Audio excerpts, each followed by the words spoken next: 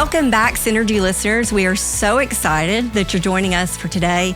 We're in for a big treat. We have Dr. Edwards from Oxford, Mississippi joining us. She's an environmental dentist, and we're going to get into all the nitty-gritty about your oral health, because we know that the mouth is the gateway to your body, and your oral health matters for your overall health picture. So, Dr. Edwards, we're so excited you're here.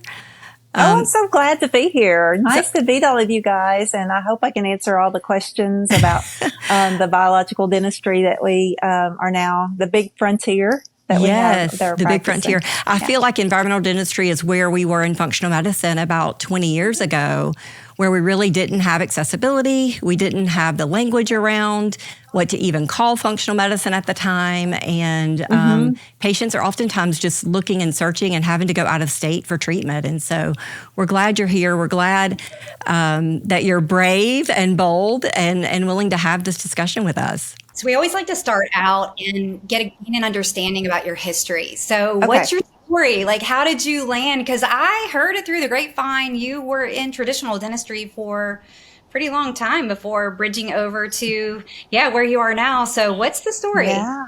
So I've always wanted to be a dentist ever since little girl, but then you go to dental school and you're in conventional dentistry. So I thought that was the way to practice. So I was a traditional dentist with a lot of questions for 23 years. So things like questions didn't make sense on mercury. My mom told me not to play with the mercury thermometer and break it. And it was like a catastrophe, like, don't touch it, kind of thing. And, so I'm like, why am I putting that same piece of mercury in somebody's mouth? Because we were taught in dental school at the time to do mercury fillings. So that was one thing. And it kind of led me on a journey. I'm a questioner. And then fluoride, I'm like, these teeth must be made completely out of fluoride, and we must be so deficient that's why we're getting cavities. And then when you go back and look and you're like, what is a tooth made out of? And it's hydroxyapatite and calcium and all these other things, these other minerals, but there wasn't much fluoride in there. So I'm like, what is that doing to our body, and why are they pushing it? So it's been things like that's been a big, huge question mark. That's kind of all of a sudden it got answered, and I found my people and found my answers, and now I practice biological dentistry, and it's a growing field. Some people might hear it as holistic, and some biological, and then y'all use environmental. So all of those different things. Some is functional. So it might be a whole bunch of different words, but it's the same type of dentistry. And what is that? So describe that, define that, because I do think you're right. Many people may have heard the term or not. So what does it mean? Yeah. So we just focus, instead of tooth focus, traditional dentistry is just focusing on the tooth. Do I have a cavity in this tooth? Do I have an infection in this tooth? Whereas biological or functional dentistry is going to come, I have this problem. Could I have a tooth that's related to it that could be causing it, like chronic infection?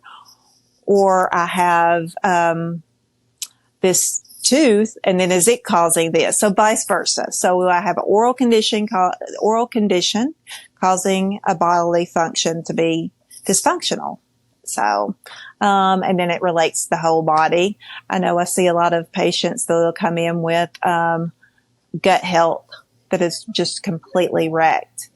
And it could be from one mercury filling that causes a complete, pH change in the stomach. And that can reach all kinds of havoc in the digestive system. So, I was just telling Lori before we got on here that anytime I have a patient that I can't get their gut microbiome to correct, you have that patient that you do everything and they do everything right and it's still not working. I always go back to, and I always ask the question up front, but they always tell me their mouth is fine. And I always go back to, we've got to go back to dentistry. Whatever's in your mouth is creating the problem in your gut.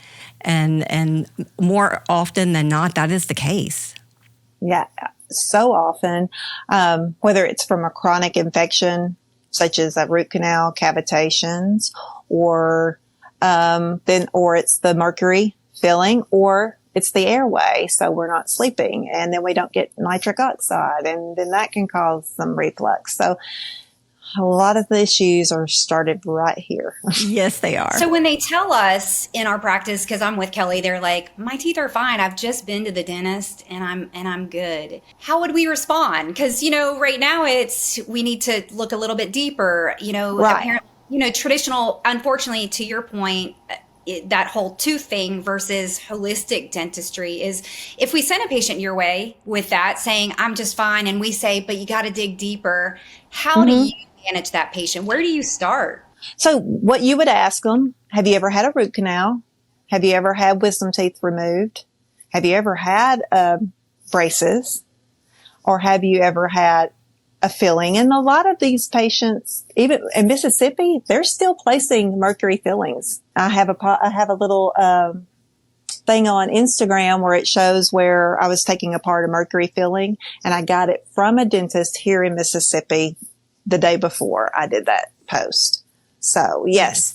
And insurance companies, they'll say, oh, I just want insurance to pay for whatever it is. So on back fillings, most insurance companies are still only paying or allowing for the mercury filling to be placed in there. Okay. That because they feel like the other's cosmetic. Yeah. Yeah. And I just want to say, why is that okay? Right? Why is that okay? Right. Yeah. It's not okay. Yeah. Is your own dental association still supporting that? Yeah. Mm-hmm. Yeah. And it's outlawed in European countries now, but in the United States, it'll catch up one day. Yeah, it'll catch up. It's on when we ask those questions, do you have those things? And they say yes. Then obviously we have to find the right dentist with the right equipment to do the evaluation. So I'm sure that your practice has evolved over time, but where do you start with them? I'll go in, are we looking at focusing on toxicity and infection? That would be my first. Then or if all of that checks out, then I'll go to, okay, well, it could be an airway issue, and that will lead to other problems like your TMJ and things like that, which that's a whole nother story with the trigeminal nerve, and the TMJ is responsible for 60, sometimes 90% of neurological function in the body. So that could be an issue. Right. So with airway, because that's a big hot topic right now, everyone's getting a sleep study, they're getting on a CPAP. What are your strategies for airway correction in the world of dentistry? So I am focused on recreating the space from underdeveloped jaws. So that's what it is. Think of your teeth when you put them together as a parking garage. And what's supposed to park in there is your tongue. And your tongue is supposed to posture at the roof of your mouth. So if it's posturing low and then you have weak jaw muscle, say it's kind of retruded, or you've had orthodontics and you've had teeth taken back from removal of some teeth, then that's going to compromise the airway. And so that tongue will be pushed in the airway. Well, you lay that patient on their back and then everything falls backwards, and then we have a flaccid oropharynx, and automatically we've got an obstruction. So there's where we are. And women like my size, your size, are having upper airway resistance issues. So it's not a full-fledged apnea, but it's very fragmented sleep. Right. So those issues are starting to arise, or it's pain from the TMJ because they've been pushed back so far. Yeah, so one fun fact is the first place we'll gain fat is actually in the tongue.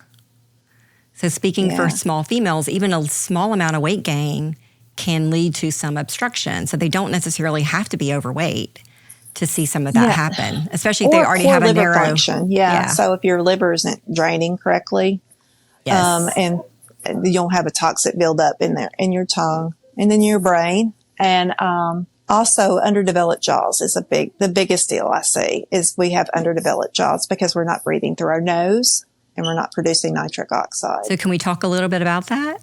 The underdeveloped jaw? I mean, do you think that's nutritional starting with preconception? Mm-hmm. Preconception, yes. Yes. Those mamas are not getting enough vitamin D. Their microbiome is destroyed. Most of them have been on oral contraceptives. because they probably have irregular periods or heavy menstrual cycles. Well, that's the first thing that OBs want to put them on, and GYNs want to put them on is a birth control pill, which, that depletes a lot of nutrients. Yes. And then when we're a sedentary lifestyle, we don't get out and get sun, and then we're on a standard American diet. All that is a perfect storm for not having the nutrients necessary and the body built to handle a pregnancy. And so in the first 8 to 12 weeks, that's when our jaws form and the tongue, and that's when it starts to collapse. So if we don't have that structure, it's not going to develop there. What it's going to do is vital organs first. So the body is want to do everything it can to stay alive. Or it could be from traumas. That mama could be going through a trauma at the time when she's pregnant, and that can deplete her nutrients. And traumas are a lot tied up in the fascia, which that tongue will not posture correctly. And there's a lot to it. Yeah, there's a whole lot to it. One of my passions is preconception medicine. So I love working with women prior to pregnancy, kind of getting their bodies ready, and anything that we can get them to do dental-wise before pregnancy pays off big as they embrace, that next phase of life and having those kiddos. So I'm glad you're speaking to that. I mean, we see kids now more than ever with palate expanders. That didn't used to be a thing. I saw the Invisalign commercial with a removable non-metal palatal expander, and that's coming up. There's a lot, metal is a big deal to these parents.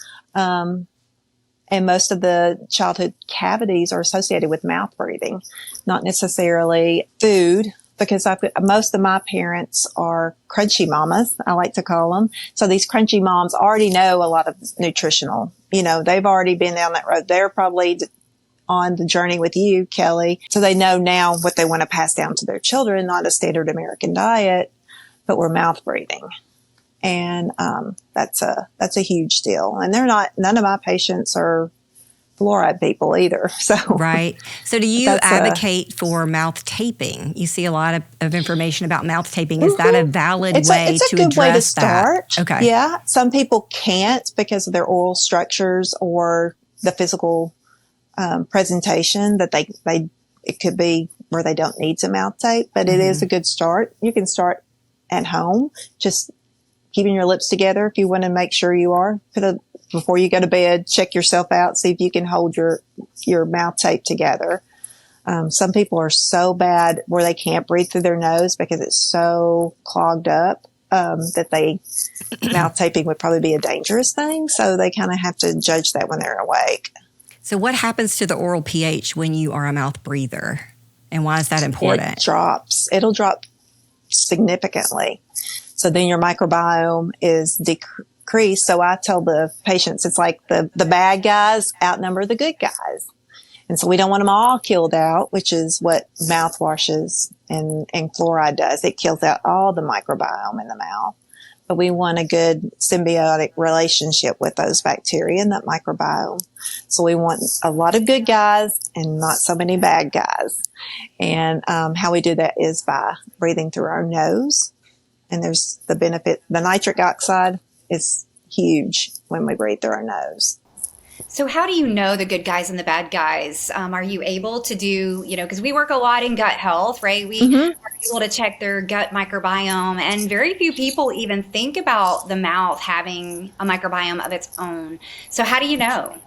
Yeah, microbiome testing. So if we really see that there's a constant problem, or we have periodontal disease or an inflammation, and we're trying to see where we need to target, because different bacteria need different targets. Then we would go in and do a sample send off, and there's several different companies. I've played around with a few of them. It just depends on what I'm trying to target, but we'll check that microbiome out and see which bacteria we are dealing with, and then we'll know how to attack them. Is there a quicker way in the office, or is there a time at which you swab just the gum line? I had a patient today who mentioned it. It was like just a in and out when they went, and she was she was taken back and so excited to know that they were able to swab and see it. Yeah. Not so just the bacteria, but Right, like with the microscope. Yes, with the microscope, yeah. Mm-hmm. So let's talk about mouthwash, because you mentioned that earlier. Conventional mouthwash that's alcohol-based just basically wipes out the good and the bad, and with that, the ability to make nitric oxide, which is really important for cardiovascular health. So let's talk about that a little bit. So everything, and a hot topic is the mitochondria as well. So nitric oxide is every little cell in your body has to have it. And so if it's not, it's made by the little microbiome, so the little good bacteria that's in your mouth, and and it's in the back of your nose, so we have to nasal breathe. And we can stimulate them.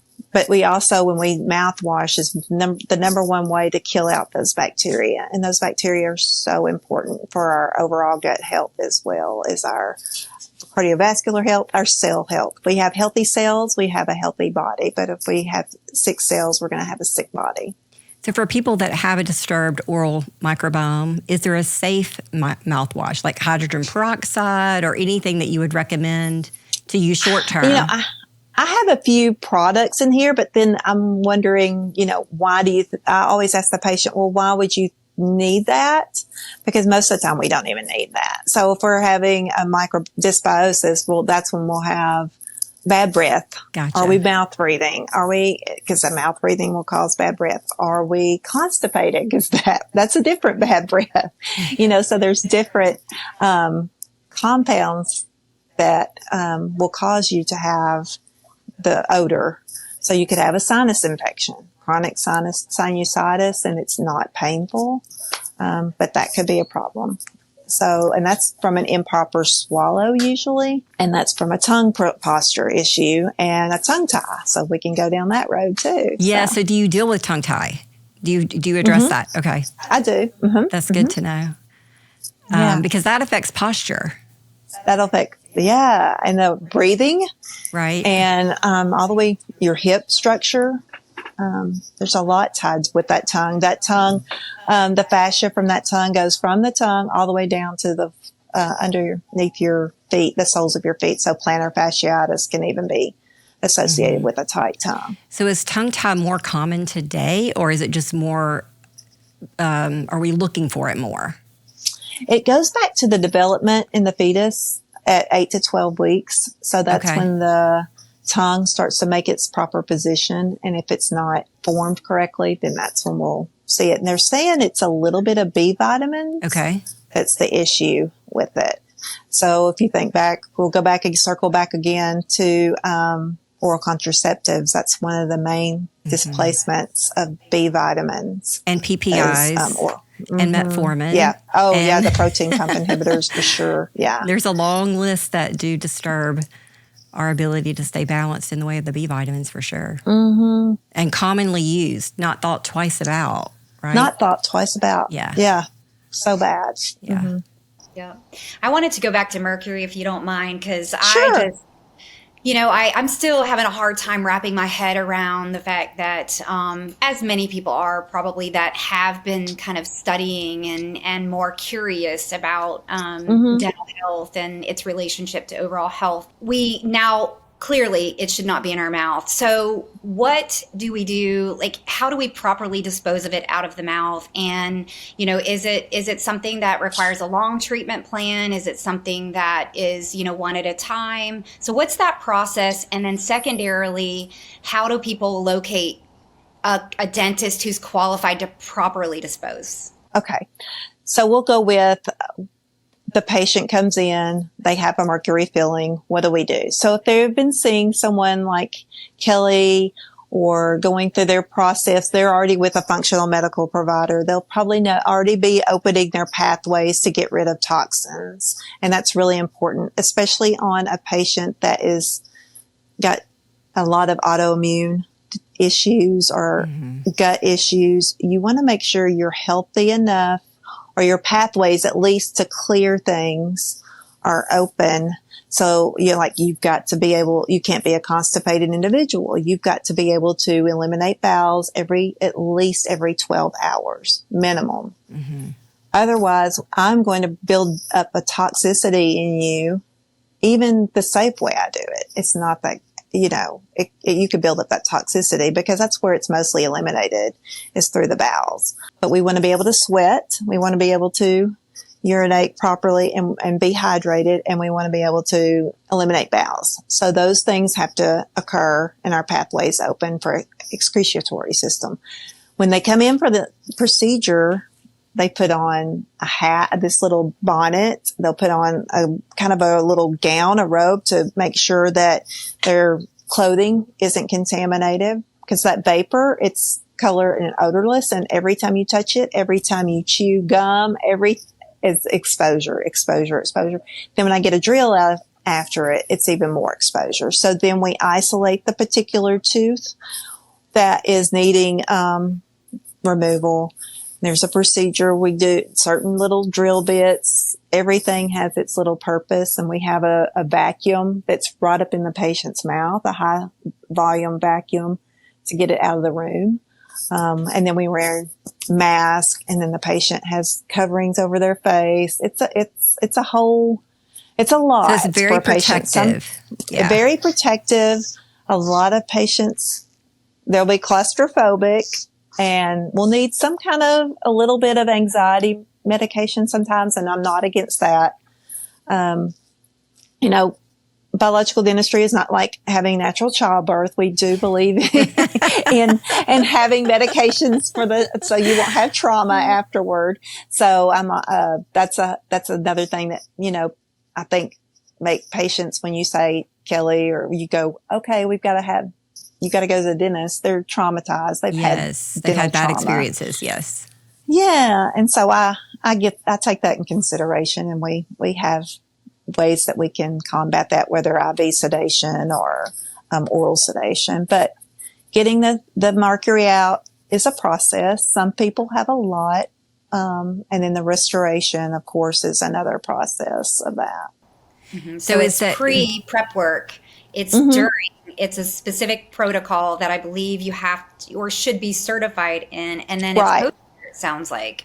Right. And then it's post-care. The IAOMT, so my little Southern accent, and the IABDM, both certify their dentist with Protect protocol and then SMART protocol. So those two, that's what you want to look at when you're looking for a dentist, if they're certified in those protocols for removal. So Dr. Edwards, you mentioned earlier autoimmune conditions and how dental issues can contribute to the overall inflammatory burden of those patients, and mercury also contributes. It's one of the big factors in driving of autoimmunity. How do other metals play into that, like stainless steel, aluminum, arsenic, because some of the bonding agents contain those materials if the dentist isn't careful about how they choose the materials that they're using within their practice. Is that right?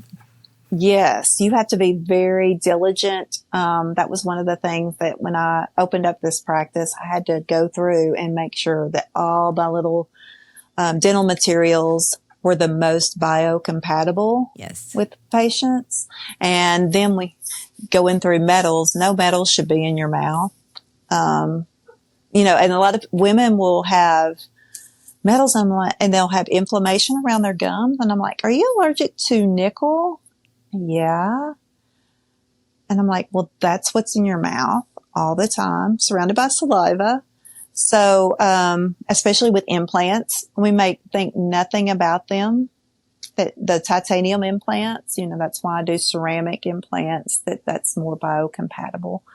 But so if you have titanium implants, you have a porcelain to metal crown, mercury, all of those things combined. And some patients have every one of those. So they're like a walking antenna, metal composite. It's basically a mess. It's sad that people have that many metals. And then we'll throw gold in there. So they'll have a little bit of gold. Yeah. So do you do biocompatibility testing when you're considering what's in them? Yes. So if a patient comes in very, very healthy, I can probably be okay with what products I use. But if they're very sensitive, their mast cell production is through the roof and they've got autoimmune disease, then I highly suggest before I put anything else in there that make sure that what I'm going to put in there is compatible. So we take their blood, send it off to biocompatibility labs. They'll give me a result and it'll say highly reactive, or moderately reactive or low reactivity. And then they have a list of all of my products and it'll flag mine if it's not good for that patient. So, yeah. What's the cost of that test approximately? It's about $300 and it's not too bad. It'll last for probably 6 years. They'll update your test so it's not like you have to go get that tested every year or two. It'll be good for you for about 5 to 6 years. Do you ever have a patient that lights up to everything? No, but most of the stuff in their mouth that they light up to, yes. So, yeah, it's sad. Yeah, my understanding is dental materials have come a long way in the last 20 years as far as what is biocompatible. You know, I guess 20 years ago, there really weren't products to choose from. And now, to your point, you can stock your practice and feel pretty confident with the average patient coming in that you're not going to create a problem. Right. It's that super sensitive patient that you really want to know kind of where the landmines are and how to stay away from the things that they're going to be reactive to. Right. Especially if they're going to invest all their money into getting well. I sure don't want to make them sick again. And I don't want any product to go in their body that would compound the issue. We want to work forward, not backwards. Yes. So can we dig into fluoride? We mentioned it earlier, but I want to talk a little bit more and then talk about some alternatives for fluoride use. You've mentioned the hydroxyapatite. So I want to know a little bit more about that. And I mean, it seems to be pretty accessible in toothpaste. You know, you can go on Amazon and find several options for toothpaste, it looks like, with that ingredient in there. But I want to know from a dental perspective, is that safe? Is it effective? Does it take the place of fluoride? Like, how does that work? So as long as your microbiome is balanced, that's the key. And then the diet that's another. And if we have sunshine, nutrition, rest, we're going to have good teeth. Now, if we take one of those out, we're not going to have good teeth. So technically, we look at it, we really don't need toothpaste. It's kind of like a little cosmetic icing on the top. We can just brush our teeth without anything and just get the biofilm out. But if our saliva is the right consistency, it should be self-cleaning. If we're on a Weston Price type diet, we're on a good diet, it's going to be self-cleaning. So those things help, but I do like toothpaste. I like to brush my teeth. It's that good fresh feeling. So there's plenty of different products out there. I've tried every one of them from Boca to Risewell to, there's one little tablet called No BS. That's one. Then there's Earth Paste. There's the mineral, the powders. There's all kinds and they're all really good. So, it just depends on what that patient wants and what works best for them. I know kids usually tend to like my Boca toothpaste. Then some people have, issues with xylitol. Xylitol is controversial a little bit on some people. So I have a product called Revitin from Dr. Curatola that doesn't have any xylitol in it, but you can just use baking soda if you would like. Yeah, so I've heard baking soda and a little bit of salt. Yeah, you can. That's very economical and will help. We don't just want that sodium chloride table salt, but I would go with like more of a Baja Gold, real salt or Celtic salt or something like that. That's got all those minerals in it, but. Fluoride is in so many things. You can go on, the IAOMT website and then you go to fluoride and it'll talk all about fluoride. So if patients want a lot of, articles, information on fluoride, there's plenty there, but, it's in drinking water, some bottled water. It's in, beverages, wherever the bottling plant is and they make the beverage, usually comes from a municipal water source that's fluoridated. So you get it there. Toothpaste, all dental products. I have to be very careful at my selection on products because they all contain some kind of fluoride if I'm not careful. And then your pharmaceuticals, the amount of pharmaceuticals with, fluoride in there or fluorine is Cipro, one of the black label ones. And then we can get to, I think it was Prozac has fluoride in there. There's several. There's a whole list of those that are associated with fluoride. And then we have it in foods. So it's overexposure of fluoride that creates a major problem with our mineral balance. If it was just the Crest toothpaste every now and then, but it's just too much. And even a little bit now is just toxic because our world's so toxic. If you can cut out one thing that's toxic, cut out fluoride. I mean, yeah. So two things I want to say on that is around here, they give it out like candy. And I think our patients feel somewhat obligated to say yes because it's being expressed to them or asked of them when they're entering into a practice that they're established with and they trust, right? So they're assuming that, well, if I'm being offered it must be good for me. Yeah. Okay. So let me give you a little information on the inside scoop on that, and I'll probably get I don't know, but I'll say it anyway. These insurance-driven practices are focused on insurance. So they have made a contract with an insurance company that they're going to get X for a cleaning.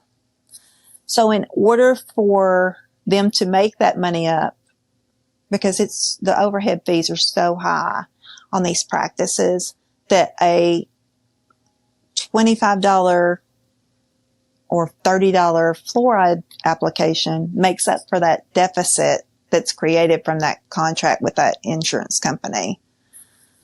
So, yeah.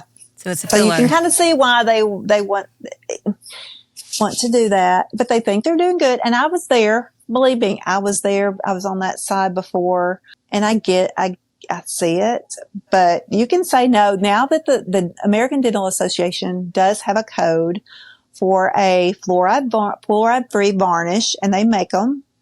It's called, their Feed Your Good Guys is one of them that has it, that it's a fluoride varnish. And now there is an ADA code. So if there is an alternative, so those practices now have an alternative for those patients who are concerned or do not wish to have a fluoride treatment, but they do want something on their teeth. So I think that's a good step in the right direction, for those patients. So they can go to an office that has fluoride alternatives, for sure.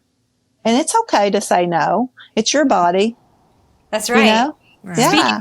Speak it loud. Yeah. I mean, it's your body. Say no. I mean, if they're offended, that's on them. So speak up for yourself because nobody else is going to. And know the risks. That's what we're here for. And that's why we love doing things like this, is because bringing on experts in other fields and speaking to that to really educate and empower people to make their health decisions.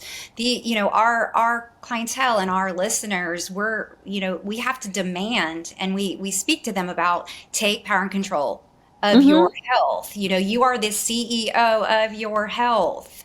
Nobody's going to care as much as you do about your body. And that's where we've allowed other people to take care of it. Now it's time to take control of it yourself.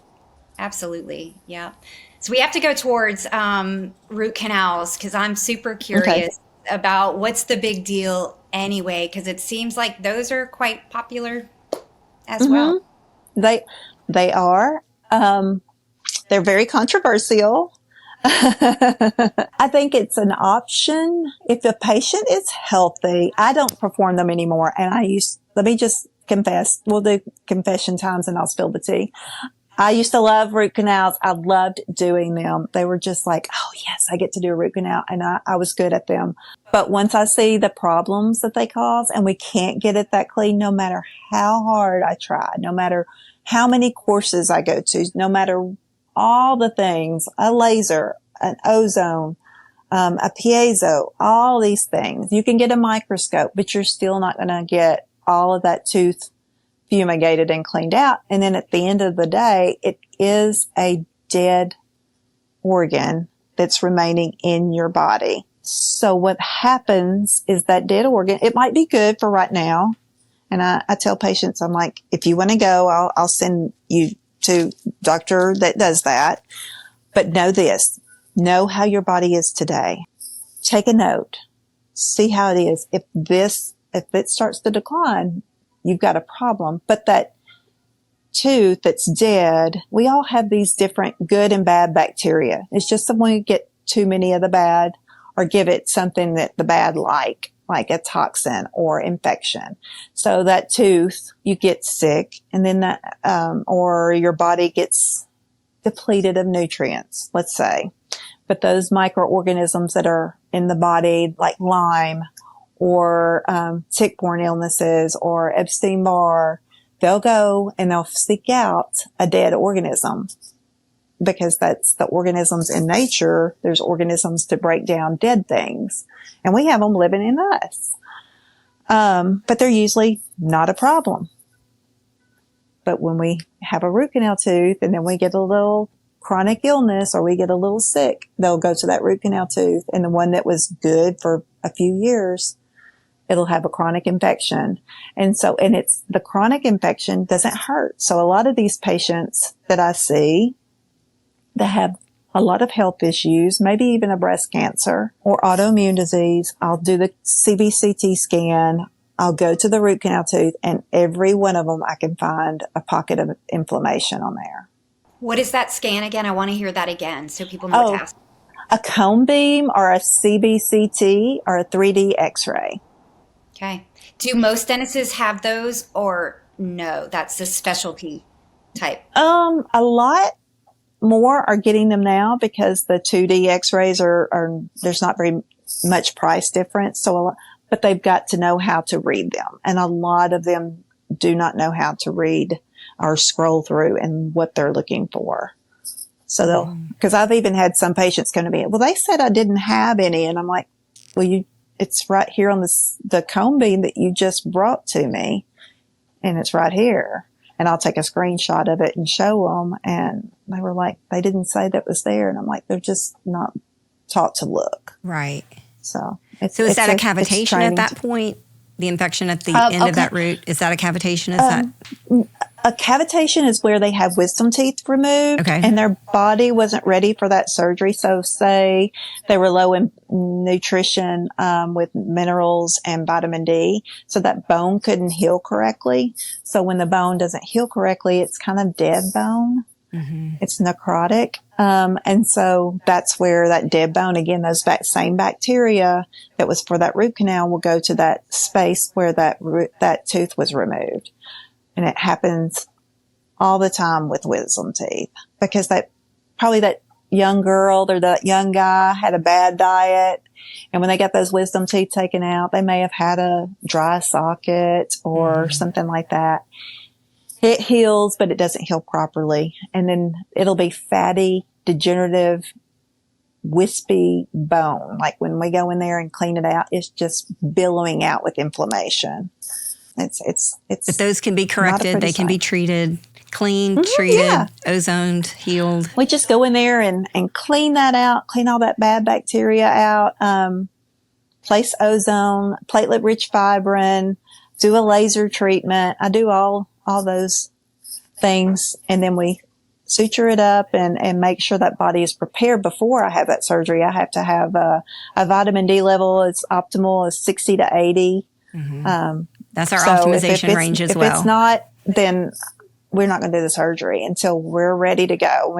We're taking our magnesium, we're taking our vitamin D, we're taking our vitamin C. We're doing those things that we're optimal health and nutrition before I do all the surgery, or it's pointless because your body won't have the ability to heal like it should.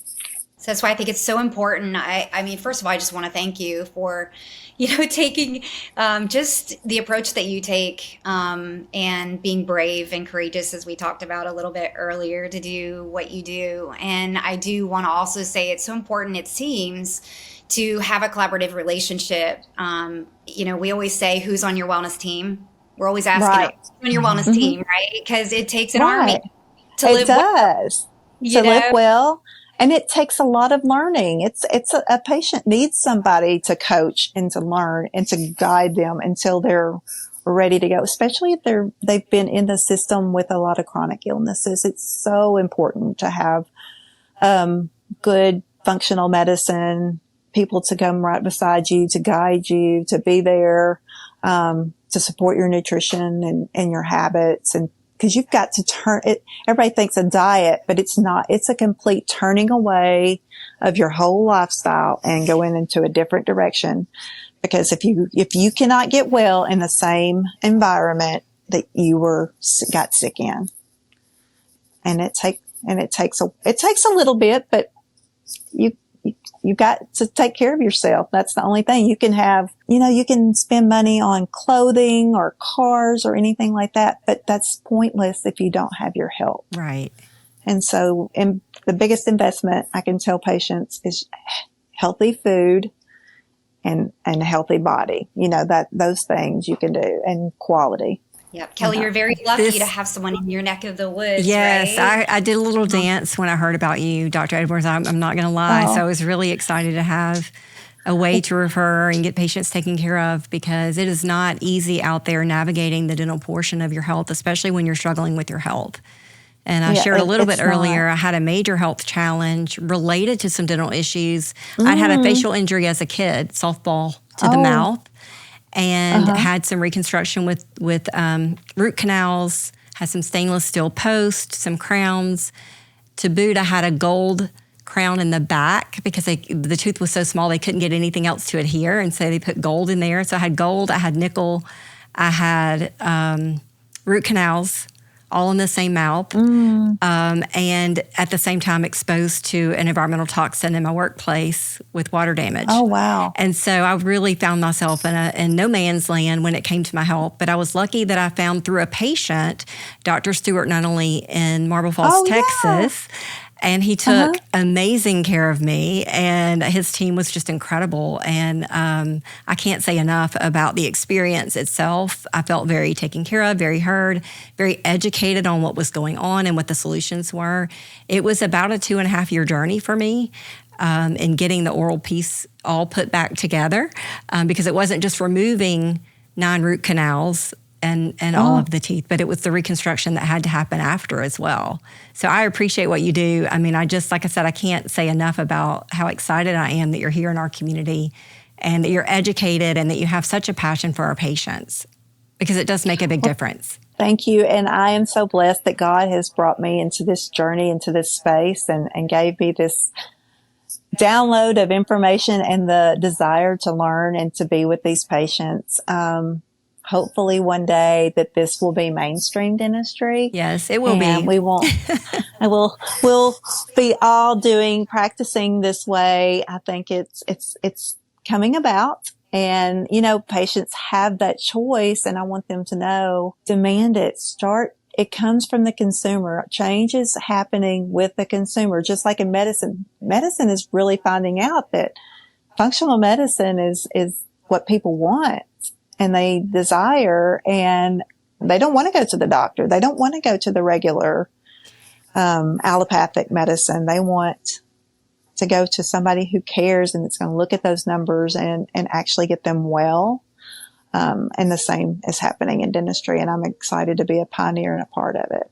I'm excited too. And I will say this, I have several dentists in my practice currently that I'm treating, and all of them are super interested in ongoing education as it relates to environmental. And one of the things that I tell them is, I don't want you exposing yourself or your team. Mm-hmm. Think about all the things that you've been exposed to throughout your career. I want to make sure you're protected as the dentist, right? And that your team's protected, because you guys are exposed every single day. And so making those changes within the practice, they're not easy changes, but there's plenty of courses out there. Dr. Stuart Nunnerly, I mentioned him earlier, he does some training in his office in Marble Falls. Yeah. So dentists can actually go out there and get trained in some of these environmental techniques. So we count on you. Dental health is so important, and we need an environmental dentist on every corner, 100% for sure.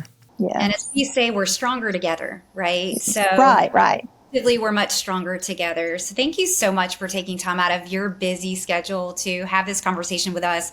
It's a very important conversation. We know the relationship between oral health and overall health. I mean, we've kind of solidified more of that today, and we only covered a fragment of all of the stuff that I can imagine that you actually treat. So we might have to circle back for a deeper conversation on some other things too, if you don't mind. Yeah, I would love that. It's been wonderful talking with everybody.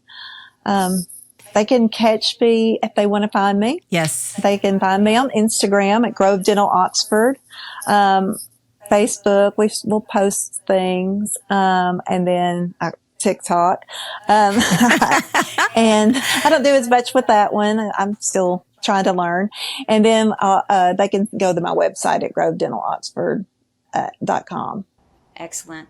Well, thanks again for everything. And thanks for being out there, courageous and brave, as I said earlier, and willing to have harder conversations and take a chance on converting your practice too, because I know that's all that financial side too of shifting a practice isn't easy. Kelly right there did the same thing, from insurance-based practice to what she does today, and not looking back, but the journey wasn't easy. Yeah.